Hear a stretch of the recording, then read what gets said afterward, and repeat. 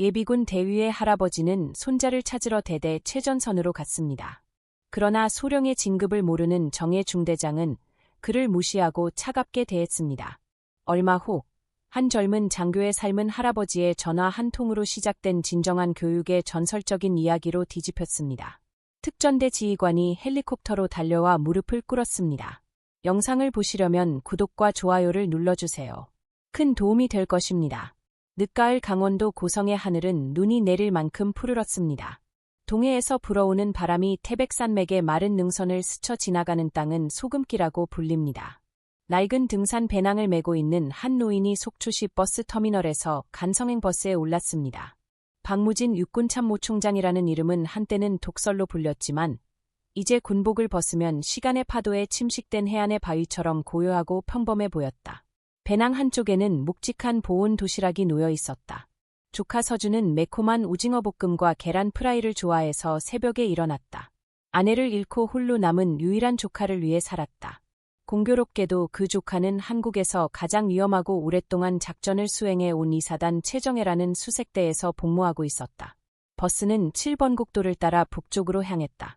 왼쪽 창밖으로는 설악의 울산바위가 병풍처럼 펼쳐져 있었고 오른쪽 창밖으로는 동해의 끝없는 지평선이 아득히 펼쳐져 있었다. 박무진은 다시 눈을 감았다. 바다의 파도가 10년 전의 기억을 떠올리게 했다. 젊은 소대장 시절, 이 해안을 걷던 중 철조망을 확인하던 시절. 중대장으로서는 폭설 속에서 고립된 거피 전초기지에 물자를 전달하며 목숨을 걸었다. 그리고 마침내 밤낮으로 전투 지도를 살피고 동해 전체의 평화를 책임지는 사단장이 되었을 때 동해의 파도 소리가 그의 군 생활의 전부였다고 해도 과언이 아니었다. 그는 이곳의 모든 해협과 해안 전초기지를 손등처럼 꿰뚫고 있었다. 할아버지, 군 상황은 어떠세요? 입대 전 서준이가 걱정스러운 표정으로 묻던 기억이 났다. 지금은 일병인 손자 박서준은 어느 정도 규칙을 지켰다. 훈련소 수료식 때문에 얼굴이 검게 그을리고 능숙해졌지만 눈빛은 여전히 순수함과 걱정으로 가득했다. 서준아, 군대는 혼자서는 들 수 없는 무거운 방패를 들어 올리는 법을 배우는 곳이야. 동지들아, 그 방패의 무게를 감당할 수 있는 진정한 남자가 될 거야. 그렇게 말했지만 손자를 어려운 부대에 보낸 지 하루도 채 되지 않아 마음이 편치 않았다. 훈련을 제대로 받을 수 있을지, 선생님들에게 괴롭힘을 당할지도, 밥은 제대로 먹을 수 있을지 걱정이었다. 걱정은 파도처럼 밀려왔다. 버스는 간성버스 정류장에 도착했다. 박무지가 택시에 올라타 위치를 알려주었다. 여기는 제22수색대입니다. 택시 기사는 노인을 100m쯤 바라보더니 차분하게 말했다. 나는 그가 아들과 회의를 할 거라고 예상했다. 수색대 근무는 힘들겠다. 곧 대규모 훈련이 있을 거라고들 하는데 잘 될지 모르겠다. 택시는 산길 깊숙이 들어섰다. 길끝에는 철문이 위협적으로 길을 막고 있었다. 통일선봉대, 산왕자, 수색대대의 자랑스러운 구호가 선명하게 보였다. 박무진은 택시에서 내려 초소로 천천히 걸어갔다. 병사들 앞에는 소총을 든 경비병들 외에도 중대장처럼 보이는 장교가 서 있었다. 서서 명령을 내리고 있었다. 그의 전투복에는 최강혁이라는 이름이 새겨져 있었다. 키가 크고 건장한 체격에 날카로운 눈빛을 가진 대위였다. 그는 끊임없이 상황판을 감시하는 병사에게 전투 계획이 완료되었는지 묻는 듯했다. 최강혁 대위는 잠시 말을 멈추고 박무진을 바라보았다. 그의 눈은 뜨겁지는 않았지만 자신의 완벽한 계획을 방해하는 적에 대한 경계심으로 빛났다. 무엇이 그를 이곳으로 이끌었을까? 목소리는 차분하고 조용했지만 내면에는 상대를 훨씬 능가하는 놀라운 자신감이 있었다. 그는 많은 노력을 기울였다. 저는 이 소대 일병 박서준의 할아버지입니다. 저는 무언가를 요청할 수 있다고 생각해서 여기 왔습니다. 박무진은 정중하게 고개를 숙였다. 하지만 최강혁 대위는 눈 하나 깜빡이지 않았다. 그는 군용 시계를 확인하고 마치 기계처럼 미리 정해진 답을 내렸다. 모든 장병은 군단급 합동 훈련의 최종 준비 단계에 참여해야 합니다. 훈련이 끝날 때까지 모든 방문 및 출장을 통제하십시오. 훈련은 매우 좋았습니다. 잠시 제 얼굴을 보고 음식을 좀 주시겠습니까? 어쨌든 그건 불가능합니다. 새벽부터 우리는 먼 길을 왔습니다. 최강혁 대위의 대답. 칼처럼 단단합니다. 전술 훈련의 주요 임무는 이제 부사령관인 박서준에게 할당되었습니다. 기업입니다. 일병 한 명 때문에 중대 전체의 훈련 일정을 바꿀 수는 없습니다. 군대는 사심으로 행동하지 않습니다. 규율 있게 행동합니다. 돌아와 주십시오. 그의 어조는 단순히 규정에 대한 이야기가 아니었습니다. 엘리트의 오만함으로 가득 차 있었고 시스템에 대한 사심과 반대, 박무진의 방문을 비효율적이고 불합리한 행동으로 간주했습니다. 박무진의 마음이 잠시 차가워졌다. 젊은 장교는 병사를 개인이 아닌 전략의 중요한 부분으로 여겼다. 중대장이 무슨 말을 하려는지 알겠습니다. 그러니 당직대장이나 대대장과 이야기할 기회를 주시겠습니까? 박무진이 마지막으로 물었다. 그 순간 최강혁 대위의 얼굴에는 좌절과 경멸이 서려 있었다. 대장님, 제 말이 무슨 뜻인지 모르십니까? 저는 중대장으로서 이 중대의 모든 작전과 훈련을 책임지고 있습니다. 대대장에게 보고한 후에도 결정을 바꾸지 않았습니다. 부대 업무에 간섭하지 말고 즉시 떠나십시오. 업무에 간섭하고 즉시 떠나십시오. 경찰이 시위대를 해산시키면서 사용한 냉정한 말이었다. 이제 막 30살이 된 젊은 장교가 군과 국가를 위해 헌신한 노병에게 그런 말을 했다. 박무진은 더 이상 말을 잇지 못했다. 그는 돌아섰다. 분노보다는 슬픔이 더 컸다. 그렇게 창의적이고 자신감 넘치는 젊은이가 관리의 가장 중요한 덕목인 사람을 기쁘게 하는 법을 배우지 않았을까. 동해에서 불어오는 차가운 바람이 그의 스웨터를 스며들었다. 그는 돌아오지 않았다. 정문이 보이는 길 건너편 언덕에 앉아 낡은 철문을 응시하기 시작했다. 그의 시선은 평범한 할아버지에서 거대한 산맥처럼 전장을 내려다보는 태산의 고대로 옮겨갔다. 파도는 끊임없이 해안에 부딪혀 해안을 무너뜨렸다. 그러나 깊은 바닷속의 거센 해류는 결코 멈추지 않았다. 최강혁 대위는 정문으로 돌아와 중대 진지 천막의 상황을 점검했다. 그는 완전히 이전 업무에 집중했다. 수첩에 없는 변수들은 씹을 가치도 없는 데이터 조각일 뿐, 그의 세계에서는 제거해야 할 대상이었다. 그는 다음 주에 실시될 군단급 합동훈련의 발전 지도만 바라보았다. 그것이 그의 목표이자 소령 진급을 위한 가장 중요한 디딤돌이었다. 육사단 출신인 그는 훌륭한 전사로 여겨졌다. 다른 이들이 보병 중대의 전략을 살피는 동안 그는 연대와 사단의 기동을 살폈다. 전투원들은 그에게 맞지 않았다. 그들은 다양한 병력과 화력을 갖추고 있었다. 지도에 표시되어 있었다. 이 병력들을 가장 효율적으로 이동시켜 완벽한 승리의 모습을 보여주는 것이 그의 책임이었다. 사기, 피로, 감정과 같은 불확실한 요소들이 그의 전략 계획에서 가장 먼저 제거되어야 할 요소들이었다. 중대의 행정 및 보급 장교인 김 상사는 신중했다. 병사들은 계속 공부하느라 매우 지쳐 있다. 그들에게 개인적으로 준비할 시간을 주면 오늘 오후에도 사기를 북돋는데 도움이 될 것이다. 최강혁은 차갑게 대답하며 상황판을 계속 살폈다. 완벽한 승리는 완전한 휴식이 아니라 기쁨을 가져다준다. 김 박사, 병사들의 상태가 중요한 것이 아니라 전투 계획을 얼마나 잘 이해하고 있느냐가 가장 중요하다. 적의 해안포는 목표 지점을 피할 것이다. 그는 아직 70% 정도 익숙하지 않기 때문에 오후에는 완벽하게 숙달될 것이다. 김상혁 병장은 비켜서서 침묵했다. 많은 경우 그 젊은 장교와 병사들의 고통을 논의하는 것은 마치 벽에 대고 소리치는 것과 같았다. 최강혁의 눈은 다시 한번 상황판을 훑어보았다. 그의 손가락은 한 지점에 집중되어 있었다. 박서준, 고맙습니다. 그의 할아버지는 정문에서 바로 이 병사를 만났었습니다. 박준은 그의 전투 계획에서 3소대 정찰대의 중요한 일원이었습니다.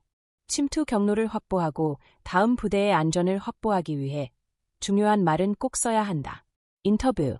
최강혁은 속으로 한숨을 쉬었다. 인류 병사가 전쟁을 준비하는 장교를 인격적으로 대할 수 있을까? 그는 자신의 행동이 지극히 합리적이며 좋은 결과를 가져올 것이라고 굳게 믿었다. 오히려 정신적으로 약한 병사를 주 임무에서 제외하는 것을 생각했다. 하지만 그의 완벽주의는 의도된 게임을 바꿀 수 없었다. 박서준은 성공하지 못할 것이라고 결론지었지만 어쩔 수 없었다. 그의 꿈의 요새는 견고하게 구축되고 있었다. 모든 요소가 통제되고 있었기에 모든 병사는 그의 대본대로 움직일 준비가 되어 있었다.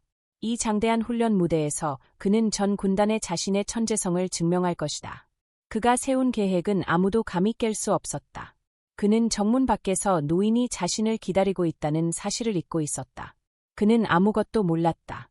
상황을 완벽하게 장악하고 단 한 번의 큰 성공만을 바라던 최강혁 대위는 자신이 제거했다고 생각했던 작은 변수 하나가 그가 쌓아 올린 야망의 요새 전체를 뒤흔들 줄은 몰랐다. 박무진은 부대 정문에서 조금 떨어진 작은 언덕에 앉아 바다를 바라보았다. 발밑에 해안 철조망의 하얀 파도가 끊임없이 부딪히고 있었다. 그는 군 복무 내내 이 광경을 목격했다. 하지만 마치 군복을 벗는 민간인처럼 철조망을 바라보는 그의 시선은 안타까웠다. 배낭 속 차가운 도시락 뚜껑을 열었다. 조카는 오징어 볶음과 계란을 먹고 있었다. 그는 젓가락을 들지 않고 바다만 바라보았다. 젊은 장교에게 화가 난 것도 조카를 볼 수 없어서 슬퍼하는 것도 아니었다. 오히려 더 큰 아쉬움이었다. 대사는 그가 일을 잘했을 때 붙여준 별명이었다. 부하들이 지어준 영광스러운 이름으로 이기에 흔들리지 않는 든든한 자리를 의미했다. 하지만 그는 스스로를 백성의 방패라고 생각했다. 이 땅과 그 안에 사는 백성은 가장 강력한 방패로 지켜지고 있었다. 하지만 방패의 질이란 무엇인가? 그저 적의 공격을 막는 방어막일 뿐인가? 아니, 방패는 지켜야 할 백성을 단단히 감싸 안을 때에만 의미를 갖는다. 지켜야 할 백성을 자기 주장으로 밀어내는 방패는 더 이상 방패가 아니다. 오늘 젊은 대위 최강혁은 백성의 손자 할아버지의 정권과 규율의 표적을 지키고 있었다. 그는 방패의 심장이 타인이라는 사실을 잊고 최고가 되고자 하는 야망에 사로잡혔다. 박무진은 문득 현재 8군 사령관인 강민호 중장을 떠올렸다. 젊었을 적 그의 부관이었던 강민호는 최강혁 대위만큼이나 강인하고 야심만만했지만 동시에 냉철한 마음을 가지고 있었다. 훈련 중 한 명이 사망한 날이었다. 다음 날 아침, 강민호는 사고와 후속 조치에 대한 완벽한 보고서를 작성하여 책상 위에 올려놓았다. 보고서는 그야말로 완벽했다. 그러나 박무진은 그에게 분노했다. 강소령의 보고서에는 모든 사실과 자료가 담겨 있었지만 중요한 것은 하나도 없었다. 그게 무엇인지 알고 싶다. 사단장 한 분이 아들을 잃은 어머니가 내 사무실로 전화를 걸어 밤새도록 울었다. 그 어머니의 보고서에는 눈물 한 방울도 없었다. 보고서는 군대에 영향을 미치지 않는다. 국민의 마음이 결정하는 것이다. 그 순간 그는 자신이 지휘관이 아니라 유능한 관리자라는 사실을 잊었다. 그날 이후 강민호는 완전히 달라졌다. 따뜻한 마음과 냉철한 이성을 가진 지휘관이 된 것이다.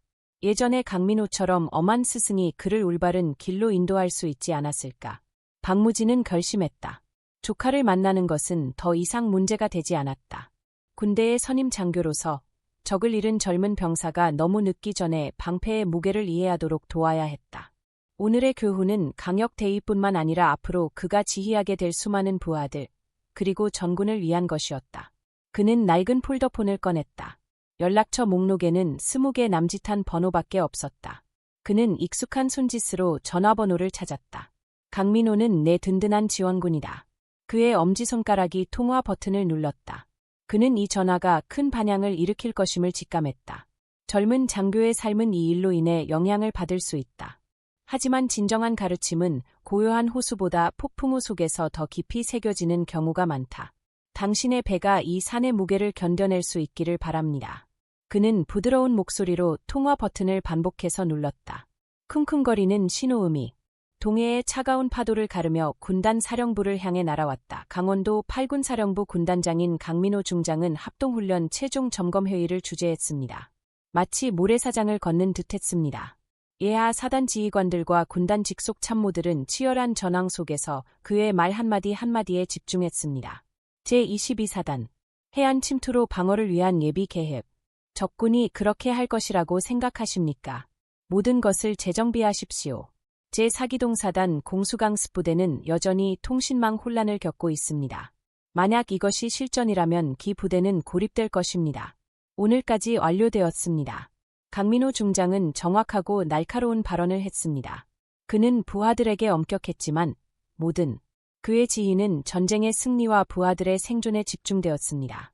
회의가 절정에 달했을 무렵 창백한 얼굴의 지휘관 보좌관이 그에게 다가와 귓속말을 했다. 하지만 강민호는 군단장의 전화에 얼굴을 찌푸렸다.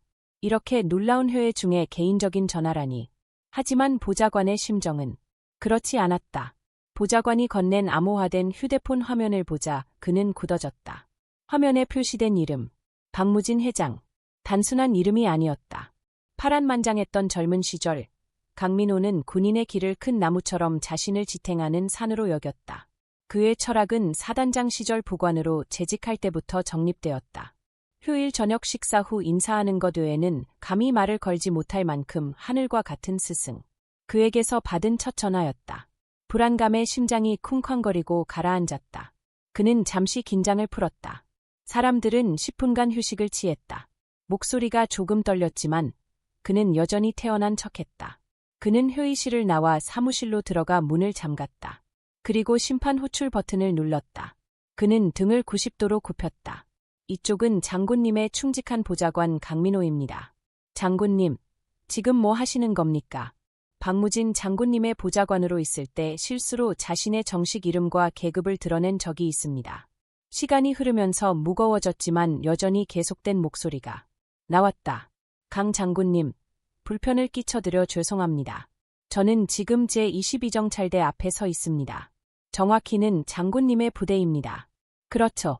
정찰대가 장군님의 소관입니까? 어떻게 혼자 이렇게 위험한 곳에 오셨습니까? 미리 알려주셨다면 제가 데리러 왔을 겁니다. 강민호는 불편했다. 태사는 자신의 관할 최전선인 수색대 정문 앞에 혼자 서 있었다. 저는 조카를 보러 왔습니다. 그런데 그 부대의 기강은 매우 양호했다. 중대는 젊은 대위가 지휘했지만 그는 군단의 일반 훈련에 참여해야 하기 때문에 그럴 수 없다고 말했다. 그는 매우 유망했다. 원칙과 시스템에 대한 특별한 관심은 어렸을 때와 같았다. 칭찬이었지만 강민호의 온몸에 식은땀이 흘렀다. 가장 아픈 곳을 쿡쿡 찌르며 선생님은 스스로를 칭찬하는 척하고 있었다. 어렸을 때와 같았다. 교육생들이 어렸을 때 시스템에 푹 빠져 사람을 제대로 관찰하지 못했을 때 스스로를 바로잡았던 모습을 떠올리게 했다. 다시 말해, 자신의 밑에 있는 젊은 장교가 내가 가장 조심하라고 가르친 실수를 저지르고 있다는 사실이 무서웠다. 그는 선생님을 향한 분노와 부끄러움, 그리고 후회로 몸을 떨었다. 장군님께 사과드립니다. 저는 임무를 완수했습니다. 평범한 사람으로서 저는 복종해야 합니다. 훈련 준비 과정에서 문제를 일으켜 죄송합니다. 즉시 이곳을 떠나야 합니다. 효과적인 훈련입니다. 동해를 장군님께 맡기는 것이 편안합니다. 읽어보세요. 전화가 끊겼다. 잠시 후 강민호는 멍하니 서서 휴대폰을 움켜쥐고 있었다. 동해를 당신에게 맡기는 게 마음 편합니다. 마지막 신앙 고백은 첫 마디의 질책보다 더 깊었습니다. 그는 그 신앙에 끔찍한 오점을 남겼습니다. 그는 군청 문을 발로 차 열고 회의실로 돌아왔습니다. 그의 얼굴은 결의와 분노로 차가웠습니다. 그가 회의실에 들어서자 모든 장군들이 다시 일어섰습니다. 강민호는 차가운 목소리로 그들에게 말했습니다. 오늘 회의는 끝입니다. 22사단장은 당신이 똑바로 바라보는 곳입니다. 김대희, 당장 사단으로 복귀하십시오. 연대지휘소 소속 모든 장교들을 15분 이내에 수색대 정문 앞에 집합시키십시오. 그리고 저는 즉시 떠나겠습니다. 사단장의 얼굴이 창백해졌습니다. 군단장은 모든 계획을 중단하고 대대 부대로 곧장 갈 것입니다. 이유가 있다면 군단장에게 설명하겠습니다. 군단 사령관으로서 명령을 내렸습니다. 강민호 중장은 회의실을 나서며 말했다. 8군 사령부에 거대한 폭풍이 몰아쳤다. 동해 안에서 소규모 수색대를 이끌던 중 폭풍은 이제 완벽한 요새에서 야망을 불태우고 있는 젊은 대위를 향해 무서운 속도로 이동하고 있었다. 최강혁 대위는 중대 합동 훈련 계획을 검토하고 있었다. 그는 모든 병력과 장비의 이동 경로는 물론 시간대별 작전 계획까지 모두 기억하고 있었다. 정문이 소음은 사라졌다. 완벽한 임무를 위해선 사소한 문제일 뿐이었다. 그때 그의 전투 무전기에 긴급 호출이 걸려왔다. 대대장 직통 전화였다. 백호, 덕수이다. 즉시 응답하라. 충성스러운 덕수가 대답했다. 최희. 그때 정문에서 뭘 하고 있었나? 보고는 정확했다. 대대장의 불쾌한 목소리는 제정신이 아닌 듯했다. 강혁은 잠시 당황했지만 이내 침착하게 대답했다. 정문 경비 초소를 정기적으로 순찰하는 사람. 훈련 접근 중 요청대로 퇴장하라는 지시를 받았습니다. 규정을 위반하면 대대 전체가 처벌을 받을 것입니다. 규정을 위반하면 우리 대대가 처벌을 받을 것입니다. 그 사람 이름을 아십니까? 대대장 앞에서. 간단히 말해서 최강혁 대위의 개인 휴대전화가 귀찮게 울렸습니다. 연대 작전 참모. 그는 재빨리 대대장의 무전기를 끊었다. 전화를 받았다. 최강혁 대위, 전문가. 아, 최강혁, 너 미쳤어. 농담하는 거야. 사단장이 연대로 온다. 아니야. 군단에서 방금 메시지를 보냈어. 육군사령관 강민호서. 육군사령관. 최강혁의 머릿속과 가슴속에 그 세 글자가 새겨져 있었다. 하늘과 같은 존재. 저녁 식사 시간까지 일개 대위를 만나는 것조차 힘들었다. 그는 다른 세계의 인물이었기 때문이다. 내가 직접 이 작은 수색대대에 들어간 이유라고 주장하는 건가? 그의 최적의 전투 계획은 무너졌다.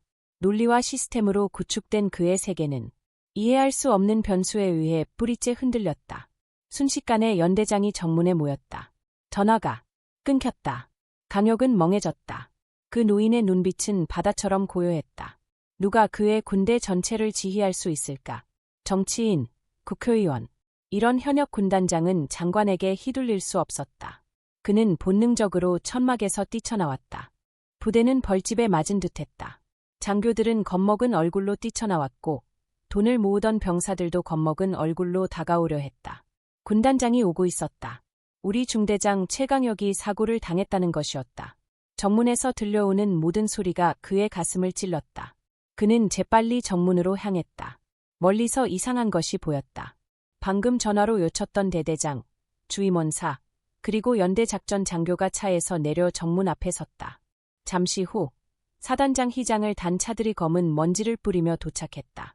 연대장은 달려와 이성 사단장이 차에서 내리자 경례했다. 최강혁은 당장 그 자리에 앉고 싶었다. 사단장이 재빨리 그를 찾아왔다. 그것만으로도 그의 군 생활을 송두리째 망칠 수 있는 중대한 범죄였다. 그러나 그는 아직 참사가 시작되지 않았다는 사실을 알지 못했다. 사단장이 연대장에게 다급하게 무슨 일이 있는지 묻는 동안 멀리서 또 다른 호송대가 나타났다. 이전과는 사뭇 다른 위협감이었다. 세계군단 사령부 깃발에 달린 밝은 별이 선두 차량 위에서 겨울바람에 휘날리며 이 부대의 모든 병사들이 정상에 올랐음을 알려주었다. 태산산에서 쏟아지는 폭풍. 지휘관의 오만함을 삼키며 전진하고 있었다. 군단장 차량이 정문 앞에서 급히 멈췄다. 뒤따르는 참모차들도 즉시 멈췄다. 얼어붙은 공간에는 공기가 있었다. 사단장부터 연대장, 대대장까지 모든 장교들이 숨을 죽이고 문이 열리기를 기다렸다. 문이 열리고 강민호 중장의 얼굴이 보이지 않았다. 너무 차갑고 조용해서 마치 화산이 터질 것 같았다. 정문에 줄지어 선 부하들이 개인이라는 사실을 모르는 듯했다. 그는 투명한 유리창처럼 그들을 지나쳐 시선을 돌렸다. 그때 22사단장 김영철 소장이 앞으로 나서서 그를 맞이하려던 참이었다. 강민호 중장은 손을 들지도 않고 다른 어떤 행동도 하지 않고 그를 지나쳐 걸어갔다. 그는 자신이 사단이나 연대, 대대의 지휘관이라는 느낌을 받지 못했다. 그는 그저 누군가에게 다가갔을 뿐이었다. 길 건너편 언덕에서 동해 바람을 맞으며 그를 바라보고 있었다. 장교들은 모두 멍한 표정으로 그 광경을 지켜보았다. 최강혁 대위는 거의 물에 빠질 뻔했다. 상상도 할 수 없는 일이 벌어지고 있었다. 마침내 강민호 중장이 언덕에 올라 무진 앞에 섰다. 그곳 사람들은 숨을 죽였다. 다음 순간 8군 최고위 장교인 강민호 중장은 다리를 쨍그랑 소리가 날 정도로 모았다. 그리고 가장 완벽하고 정중한 손짓으로 경례하며 자신의 군 경력을 표현했다. 그것은 단순히 지도자에 대한 예의가 아니라 스승과 아버지에 대한 존경이었다. 그러고 나서 그는 진지하게 고개를 숙였다. 그의 목소리가 침묵을 깨뜨렸다. 마치 거대한 방패가 본체 앞에 머리를 숙이는 듯한 목소리였다. 전군을 지휘해야 하는 위험은 사라지고 스승을 후회하고 존경하는 남자의 떨리는 목소리만 남았다. 복습. 안녕하세요. 굳건한 장군님. 8군 사령관이었던 강민호 중장이 선생님을 모시러 왔습니다. 모든 장교는 이 말에 귀 기울이십시오. 가만히 서십시오. 부관 없이 이 차가운 거리에 한 사람을 버렸습니다. 죄송합니다. 용서해 주십시오. 주인님, 부관님, 하늘에 계신 분. 이 말들이 합쳐졌을 때 연대장과 사단장 모두의 머릿속에 하나의 이름이 떠올랐습니다. 더불어 그 이름의 무게가 그들을 전율하게 했습니다. 박태산 무진. 반세기 군 복무의 정점. 사관생도 시절 교과서로만 알았던 실화. 이제 최강혁 대위의 세상은 소리도 색깔도 없는 흑백의 공간입니다. 그의 목소리는 사라졌습니다. 그가 모욕하고 정체성을 무시했던 그 노인은 규칙과 시스템의 발전에 기여한 사람들 중 한 명입니다. 그가 오르려던 큰 산이 바로 눈앞에 있었다. 강무진 장군은 그에게 일어서라고 부드럽게 말했다. 바람이 거세다. 모든 부하들이 지켜보고 있다. 들어가서 이야기하자. 그는 강민호 중장 역할을 하며 언덕을 내려갔다. 그가 정문에 들어서자 사단장 희하의 모든 장교들이 마치 약속이라도 한 듯 문을 열고 고개를 숙였다. 아무도 감히 그의 얼굴을 보라. 그는 전설이 되어가고 있다. 최강혁 대위는 더 이상 나아갈 수 없다. 그의 오만한 자아, 야망의 요새, 완벽한 계획, 모든 것이 무너졌다. 내 다리는 약해졌다. 그는 그저 무릎을 꿇었다. 그가 가진 모든 것은 태산의 그림자에 휩쓸려 갔다. 수색대 본부의 중심부, 모든 외부 소리가 차단된 군단장 접견실. 유리는 무거워서 공기와 같다. 박무진은 접견실 소파에 앉아 있었고 8군 단장 강민호 중장은 마치 부관 시절로 돌아간 듯 꽃을 들고 그 옆에 서 있었다. 최강혁 대위는 마치 영혼이 사라진 조개 껍데기처럼 그들 앞에 굳건히 서 있었다. 그에게 떨어지는 눈물과 발밑에서 빛나는 전투는 그를 더럽히고 있었다. 행정병이 박무지에게 따뜻한 녹차 한 잔을 건넨 후 그는 아무 말도 없이 입을 열었다. 그의 첫마디는 질책이 아니었다. 그것은 예상치 못한 자백이었다. 방금 강 장군에게 보낸 총무훈련 계획을 살펴봤다. 그렇다고 전술 능력이 뛰어나다는 뜻은 아니다. 기습 기동 계획, 완벽한 타이밍, 정확한 화력 전개는 교과서와 같다. 뜻밖의 칭찬에 최강혁은 당황한 눈으로 그를 바라보았다. 박무진은 그 시선을 피할 수 없어 강하면서도 부드러운 시선으로 말을 이어갔다. 하지만 그의 완벽한 계획 속에서 그가 들을 수 있는 유일한 소리는 계획을 수행하는 병사들의 심장 박동 소리뿐이었다. 불타는 야망과 성공에 대한 갈망의 소리였다. 그는 찻잔을 내려놓았다. 그 작은 소리가 방 전체를 뒤흔드는 듯했다. 장교의 진정한 무기는 훌륭한 전략이 아니다. 부하들의 두려움과 용기를 받아들이고 궁극적으로 그들의 심장을 함께 뛰게 하는 따뜻한 마음이다. 그것이 바로 일반 장교에게 가장 중요한 것이다. 박무진은 옆에 서 있는 강민호 중장에게 시선을 돌렸다. 강 장군, 기억하십니까? 강민호는 깊이 고개를 숙였다. 장군, 어떻게 그럴 수 있습니까? 마치 자신의 부족함을 드러내듯 그는 최강혁을 바라보았다. 나는 그날 밤 사고 원인과 책임 소재, 그리고 후속 조치에 대한 완벽한 보고서를 작성하는 데만 집중하고 있었습니다. 그런데 보고서를 검토한 장군이 이렇게 말했습니다. 당신의 보고서는 모든 것을 담고 있지만 세 가지를 다루지는 않았습니다. 아들을 잃은 어머니의 슬픔에 잠긴 눈물까지. 나는 그것이 가장 중요한 일임을 즉시 깨달았다. 전략과 전술을 완성할 마지막 퍼즐 조각은 바로 내 마음속에 있었다. 강민호 중장의 자백은 최강혁의 자백보다 강렬했다. 그는 자신의 어리석음과 오만함을 깨달았다.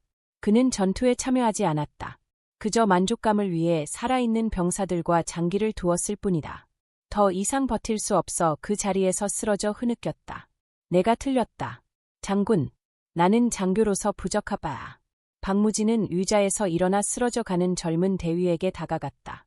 그는 그의 어깨를 만졌다. 아니, 그는 최고의 장교였다. 그는 단지 자신의 마음이 어디에 있는지 기억하지 못했을 뿐이다. 그는 선언하며 최강혁의 어깨를 껴안았다. 오늘의 깨달음과 부끄러움을 잊지 마라. 그가 전투 지도의 상징과 화살을 그리기 전에 부하들은 그곳에서 숨쉬고 땀을 흘릴 테니 그들의 얼굴을 그려야 한다. 이 노장, 그리고 그가 지켜야 할 조국의 진심으로 감사하는 마음입니다. 실감하십니까? 네, 장군님, 명심하겠습니다. 최강혁은 눈물을 글썽이며 소리쳤습니다. 부활의 요침이 그의 인생을 바꿀 것입니다. 박서준의 둘째 아들이 죽어가고 있습니다. 완전히 무장하기 위한 훈련을 반복하며 중대 전술 훈련의 일환으로 가파른 산으로의 침투를 개척했습니다. 어깨를 짓누르는 장비의 무게와 턱까지 차오르는 숨결의 어지러움이 밀려왔습니다. 대대 전투 지휘관이 멀리서 자네 이름이 크게 외쳐졌습니다. 박서준 축하하네. 훈련을 당장 중단해. 그리고 나를 따르게. 서준 부대는 엎드려. 또 뭐가 문제였지? 수업 낙제에서 벌이라도 받은 건가? 그는 겁에 질려 작전 지휘관을 따라 산을 내려갔습니다. 부대 분위기는 누구도 상상할 수 없을 만큼 비겁했습니다. 본부에 다다르자 그는 의심스러운 눈빛으로 그의 눈을 바라보았다. 기이한 광경이었다. 군단장, 사단장, 연대장, 대대장들을 포함해 하늘의 모든 별이 땅에 떨어진 것 같았다. 작전사령관은 그를 접견실 문으로 안내했다. 문이 열리자 서준은 아내를 보고 어리둥절했다. 방금 자신을 지옥으로 밀어넣었던 최강혁 중대장은 귀신처럼 창백한 얼굴을 하고 있었다. 게다가 8군단 전체를 지휘하는 군단장, 개의 할아버지가 무언가를 설명하고 있었다. 그 할아버지, 박무진이 그 모든 것의 한가운데 앉아 있었다. 서준아, 계속해. 할아버지의 목소리에 맞춰 서주가 움직였다. 로봇처럼 할아버지 옆에 앉았다. 박무진은 배낭에서 보온 도시락을 꺼냈다. 밥은 다 먹었고 오징어 볶음도 식었지만 여전히 맛있었다. 그가 뚜껑을 열자 코를 찌르는 냄새가 났다. 군단장 강민호는 무릎 정도밖에 안 됐지만 그는 여전히 강한 목소리로 말했다. 폐하, 즉시 주방장에게 명령하겠습니다. 가장 따뜻한 밥과 음식을 가져오라고. 장군님이시군요. 박무진은 손을 흔들며 가볍게 미소 지었다. 이렇게 나눠 먹어도 손자는 배부르겠다. 그렇지, 서준아. 맞아요, 할아버지. 서준은 떨리는 손으로 할아버지의 차가운 계란을 받아 입에 넣었다. 목이 막혀 삼킬 수 없었지만 세상에서 가장 맛있고 따뜻한 음식이었다. 그제야 모든 것을 깨달았다. 충격과 놀라움, 그리고 무한한 자부심에 휩싸인 그는 할아버지의 주력 부대가 거대한 태풍에 침몰했다는 사실을 깨달았습니다. 한국군의 역사 전체가 언제나 인류 할아버지처럼 보였던 할아버지의 어깨에 무겁게 얹어져 있었습니다. 동시에 그는 태산의 손자에게 얼마나 무거운 짐이 얹어 있는지 깨달았습니다. 그는 조용히 음식을 삼켰습니다. 할아버지는 아무 말 없이 그의 어깨를 두드렸습니다. 거실에서는 별들이 할아버지와 손자의 차가운 도시락 앞에서 그저 숨죽이고 있었습니다. 태산이 떠난 후 태풍 수색대는 조용해졌습니다. 최강혁 대위는 정식 징계를 받지 않았습니다. 하지만 그는 2통의 진급장을 받았는데 그것은 그의 마음속에 영원히 남을 것입니다. 그 진급은 그 본질을 직시해야 가능한 것이었습니다. 다음 날 아침, 모두가 그의 변화에 놀랐습니다. 연기된 합동훈련을 준비하기 위해 그는 소대장과 부사관들을 소집했습니다. 그리고 그는 평소처럼 일방적인 명령을 내리는 대신 거대한 전투 지도 앞에서 그들을 포위했다. 그리고 입을 열었다. 병사들이여, 이것이 내 계획입니다. 하지만 저는 아직 책상에 앉아 있습니다. 그리고 실제로 전투에 돌입할 것은 병사들입니다. 만약 우리가 놓친 것이 있다면 계급에 관계없이 이 계획이나 더 나은 계획을 알려주십시오. 천막이 세워지자마자 침묵이 흘렀다. 모두가 자기 길을 걱정했다. 하지만 최강혁의 눈빛은 매우 진지했다. 김 상사가 조심스럽게 입을 열었다. 이 소대의 침투는 너무 클 겁니다. 지휘관님, 적에게 쉽게 들키는 개활지에 노출되어 있습니다. 다른 방법도 알고 있지만 최강혁이 이전에 그런 적이 있었다면 무시하고 내 계산이 틀렸나? 라고 물었을 것이다. 하지만 그는 좋습니다. 라고 말했다. 지도에 그 길을 표시하겠습니다. 허락해 주십시오. 함께 살펴보죠. 그것이 시작이었다. 얼어붙은 갑옷에 균열이 생기기 시작했다. 그는 자세히 관찰하기 시작했다. 그는 병사들의 얼굴을 관찰하기 시작했다. 그의 작전 계획은 단순한 기호와 화살표가 아니었다.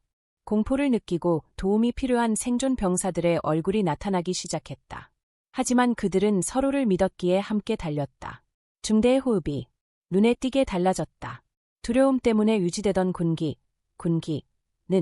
더욱 강력한 결속력인 신뢰로 대체되었습니다. 장병들은 최강혁을 더 이상 부르지 않았습니다. 또 다른 구축함. 그들은 당신을 부르기 시작했습니다. 진정한 우리 중대 지휘관. 부대에서 태산 방문은 전설이 되었습니다. 오만한 권력에 대한 처벌 이야기가 아니라 진정한 리더십이 어떻게 발현되는지에 대한 희망의 전설이었습니다. 마침내 군단급 합동 훈련 날이 왔습니다. 최강혁 대위는 자신들이 있는 지역으로 파견된 수색대를 지휘했습니다. 훈련은 당초 계획보다 훨씬 어렵고 복잡했습니다. 예측할 수 없는 변수가 많았습니다. 그러나 중대는 무너지지 않았습니다. 오히려 위기 상황에서 더욱 강해졌습니다. 최강혁 대위는 더 이상 모든 결정을 내릴 책임이 없었습니다. 그는 소대장의 결정을 존중하고 병사들의 의견에 귀 기울이고 현장의 부사관들을 신뢰했습니다. 그의 중대는 모든 어려움을 자연스럽게 극복했습니다. 놀라운 성공이었습니다. 팀은 가장 높은 훈련 점수를 받았습니다. 최강혁 대위는 훈련 마지막에 강민호 군단장으로부터 대중에게 소개되었습니다. 수색대대 최강혁 대위는 이 훈련에서 최고의 장교로 여겨졌습니다. 최고의 전투 전략을 가지고 있어서가 아니라 자신의 전략을 기꺼이 꺾고 부하들의 신임을 받는 장교의 마음을 보여줬기 때문입니다. 어떤 보상보다도 영광스러운 칭찬이었습니다. 최강혁 대위는 말없이 고개를 숙였습니다. 앞으로 몇 주 동안 속초의 작은 아파트에서 박무진은 조카 서준이에게 보낸 편지를 읽고 있었습니다. 사랑하는 할아버지, 여기 겨울은 아직 춥지만 우리 중대는 그 어느 때보다 따뜻합니다. 중대 최고의 장교는 우리 지휘관입니다. 또한 우리는 그분께 집중하여 든든한 방패가 되고 있습니다. 이제 할아버지께서 말씀하신 방패의 의미를 알겠습니다. 또한 저는 가장 믿음직스럽고 강력한 방패가 되겠습니다. 충직한 박무진은 편지를 가슴에 꼭 끌어안고 창밖으로 동해의 지평선을 바라보았습니다. 지는 해였지만 마지막 햇살은 사라지지 않고 온 세상을 노랗게 물들였습니다. 태사는 군복을 벗고 역사의 뒤안길로 갔지만 그의 가르침과 정신은 결코 잊혀지지 않을 것입니다. 동해의 거센 파도를 막았던 젊은 장교들의 뜨거운 가슴과 조국의 방패가 되겠다고 다짐했던 젊은 장병들의 굳건한 어깨 위에 영원히 살아있을 것입니다. 또 다른 태산처럼 대한민국의 동쪽 하늘에 희망이 솟아올랐습니다. 오늘 영상 시청은 매우 소중합니다. 영상이 마음에 드셨다면 구독과 좋아요를 눌러주세요.